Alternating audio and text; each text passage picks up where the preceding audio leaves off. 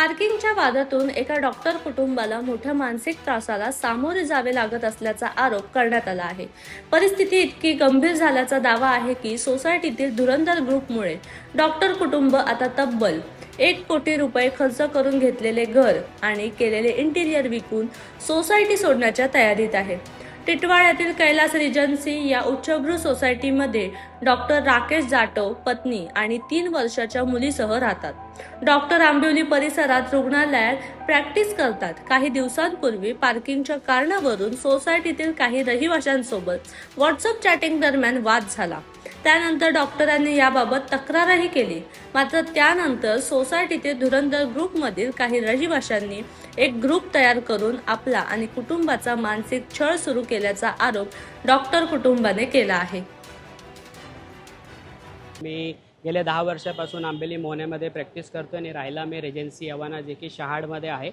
1 महिन्यापासून आम्हाला तिथे राहण्यामध्ये खूखूप मानसिक आणि खूप त्रास दिला जातं आहे। एक धुरंधर नावाचं एक ग्रुप आहे, एक गँग बनवलेली आहे। त्याचा मुखिया जे आहे ते जेक उर्फ दिलीप ओचानी आहे, जे 1204 मध्ये फ्लॅट नंबरमध्ये राहतो आहे।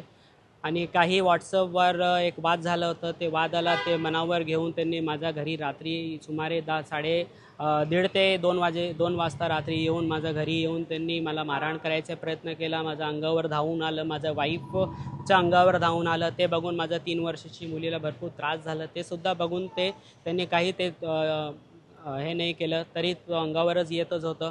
ते सगळं झाल्यानंतर मी नेक्स्ट दिवशी एक NC पोलीस टिटवाळा मॅडममध्ये दाखल केली।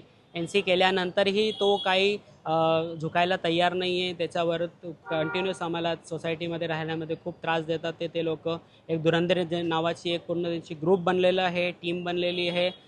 येताना जाताना कमेंट्स पास करतात। हे भरपूर वेळा आम्हाला ग्रुपमध्ये व्हॉट्सअप ग्रुपमध्ये टार्गेट करतात। ते काही झालं तर आमचीच चूक दाखवतात।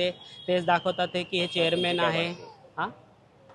आता माझी मागणी हेच आहे की पोलीस प्रशासनाकडे मला सहकार्य करावं आणि हे त्रासाला कंटाळून मानसिक त्रास असल्यामुळे मी हे करतोय की माझं फ्लॅट मी विकायचं एवढं झालं आहे मी मानसिक की मी फ्लॅट स्वतः विकतो आहे।